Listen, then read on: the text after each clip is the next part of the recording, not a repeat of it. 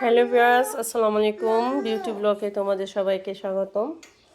তোমরা সবাই কেমন আছো? অবশ্যই কমেন্টে জানাবে। আল্লাহ তাআলার অশেষ মেহেরবানি, আমরা ভালো আছি। শীত পড়েছে, ঘরে ঘরে চুকলানি।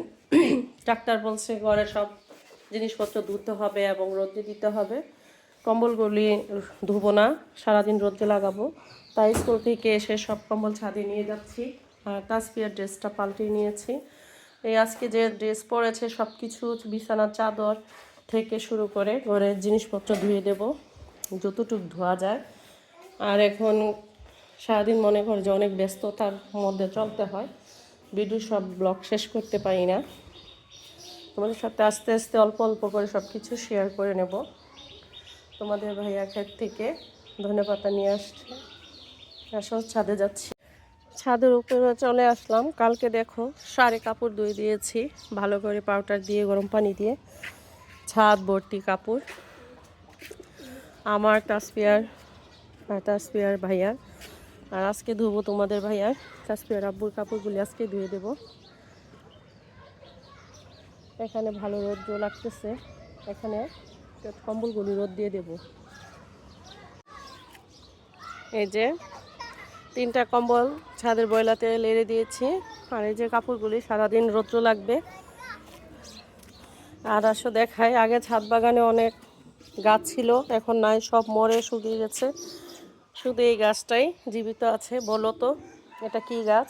এটা নিজে নিজে হয়েছে বালতির মধ্যে। ভাবতেছি নেচে নিয়ে মাটিতে যে কোনো একটা জায়গায় লাগিয়ে দেব। আর এখানে মাটিগুলি বলেছিল, এটাকে ঢেলে নিয়েছি। এটাকে এখন শুকিয়ে তারপর ফুল গাছ আবার লাগাবো।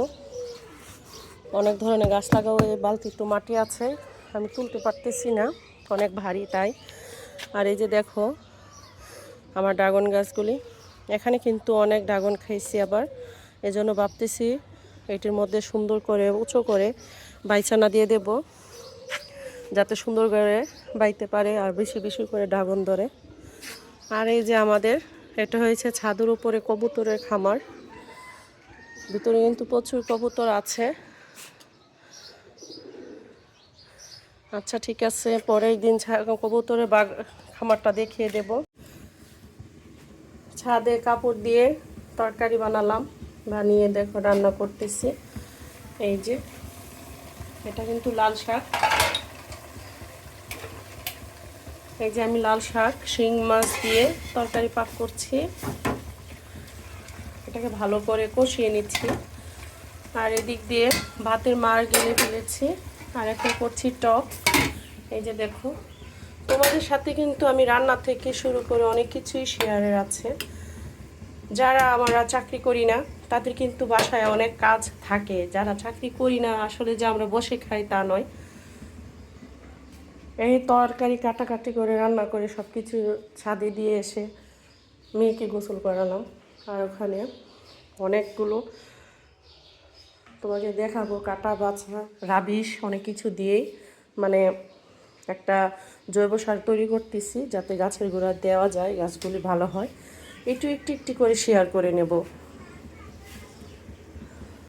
দেখো টকটাকে নামিয়ে নিয়েছি, কি একটা লোভনীয় কালার আসছে তাই না? খাইতে অনেক মন চাইতেছে। এখন মাত্র উঠালাম, দেখো গরম একটা ভাস পড়তেছে।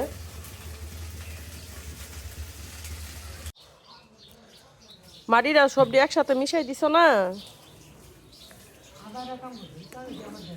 হ, ইডি দিলে তোমার গাছের জোরও দেখবা, গাছটি কি সুন্দর হইব। ছাদেরটি ড্রাগন ফল গাছটি তোমাদের বাড়িতে বিশ্বাসই করতে চাইতেছে না যে এরকম করে মাটি দিলে যে গাছে অনেক পুষ্টি পায়। আচ্ছা দিয়ে দেই, যখন ভালো হবে তখন তো বলবো আর কি, তোমার তো ঠিকই আছে, কোথায় পাইছো এই সেই।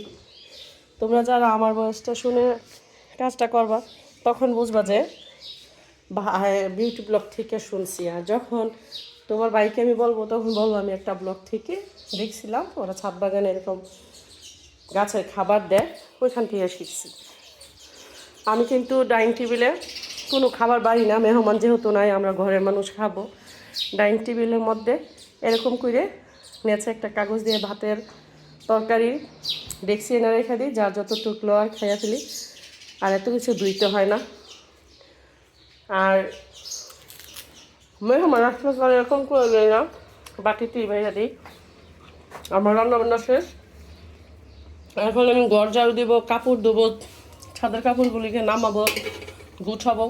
যদি সব সারাদিনের ভিডিও দেখাই তোমাদেরকে, তাহলে বুঝো 10-12 ঘন্টা তোমাদের আমার এই বক বক সহ্য করতে হবে। ঠিক আছে, এই যে দেখো তরকারিটা কিন্তু খুব সুন্দর হয়ে গেছে। আমার তরকারি নামানোর সময় হয়ে গেছে, আমি আর 2 মিনিট পর নামিয়ে ফেলবো। ব্লগটা আর বেশি বড় করব না, এতটুকুর ভিতরেই মনে করো যে সব কিছু করে ফেলবো, শেষ করে ফেলবো ব্লগটা। আর যারা আমার ভিডিও দেখতে ভালোবাসো বা কথাগুলি ভালো লাগে অবশ্যই কমেন্টে জানাও, তাহলে আর একটু বেশি বেশি ভক ভক করবো। আর অনেকে বলতে পারো ভক ভক কি, মানে বেশি বেশি কথা কি আমি ভক ভক বলতেছি। এখন ঘরটাকে গুছিয়ে নেব, ঝাড়ু দিয়ে নেব, এই আর কি। ঠিক আছে, ভালো থেকো, সুস্থ থেকো, টাটা। এই যে দেখো আমাদের গ্রিলের উপরে এরকম করে টুনটুনি পাখি, চড়ুই পাখি, দোয়েল পাখি এসে গান করে, দেখছো? আর টেবিলে এসে ভাত থাকলে দোয়েল পাখিরা এসে ভাত খায়। আচ্ছা, ভালো লাগলে কমেন্টে জানো। টাটা, আল্লাহ হাফেজ।